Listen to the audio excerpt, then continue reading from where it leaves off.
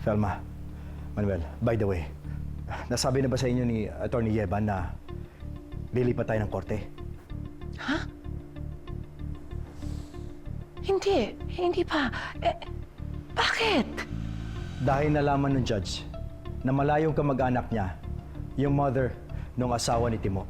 Kaya kusa na siya nag-inhibit. Alam niyo ang dapat natin gawin.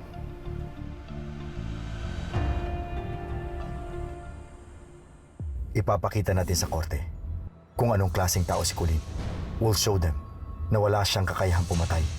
Sa totoo lang ho, Your Honor, bago ko nagsimula lahat ng to, sobrang close ho nila sa isa't isa. Si Jessica ho yung naging tulay kaya nagkita si tatay at si Colleen. Ang totoo po, kami ni Kuya Jeffrey ang galit kina tatay at Jessica nung una. Pero si Colleen pinagtanggol niya si Jessica at tatay sa amin. Siya pa nga po nag-organize at nag-ayos ng debut ng kapatid namin. Kasama ako ni Felma sa pagpapalaki kay Colleen. Para ko na siyang anak, Your Honor. Kaya kilalang kilala ko siya. At hindi siya yung tao na maghahangad ng masama sa kapwa. Hindi siya pinalaki ni Felma na gano'n. Hindi ko siya pinalaki na gano'n. Your Honor, I have to admit na Colleen is not perfect. She has her flaws. Minsan, matigas ang ulo. Hindi sumusunod. Typical of a bunso.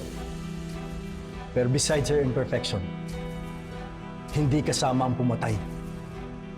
She's not. And she will never be capable of harming others.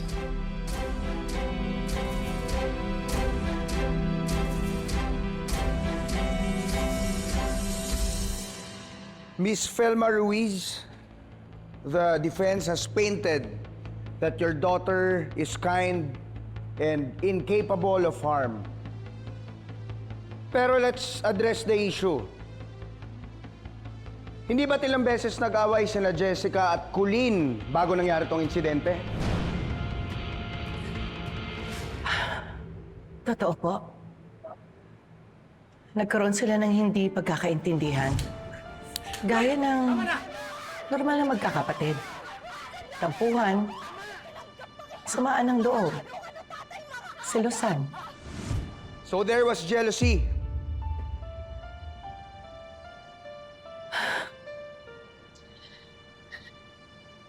Yes.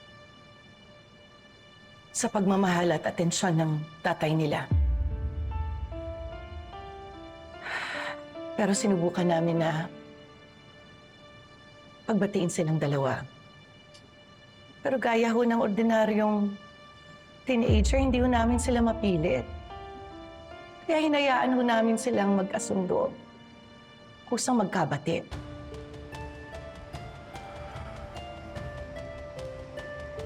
Didn't Jessica ever feel her life was in danger? Objection, Your Honor. Incompetent. The witness cannot possibly testify to the victim's state of mind. State the raise your question. Answer.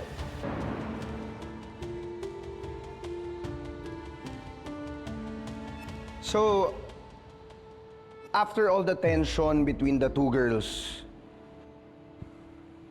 hinayaan nyo lang talaga sila na magkabate? Kaya ho nang sinabi ko, hindi ho namin pinilit. Pero lagi ho namin silang pinaalalahanan na ayusin yung problema dahil magkapatid sila. Lagi kong sinasabi kay Colleen at pinaparamdam kay Jessica na iisang pamilya kami. Parte na rin po ng pamilya namin si Jessica. Kaya ho nung nagkaayos si Manuel, Jeffrey at saka si Andrea, hindi man diretsahang kinampihan ng ate at kuya nila si Jessica, pero hindi naman ho nawala yung Papaalala nila kay Colleen na magpakumbaba, umintindi, at magpakaate sa pinakabunso nilang kapatid.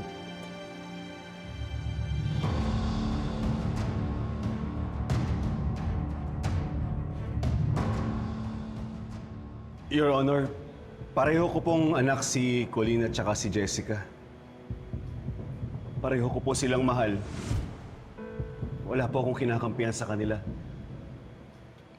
Nito lang po nagkaayos kami ng mga anak ko.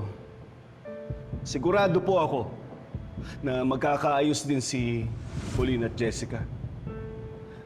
Narinig niyo naman po yung salaysay niya kanina. Bago po mangyari yung aksidente, gusto po talaga ni Colleen na magkaayos sila.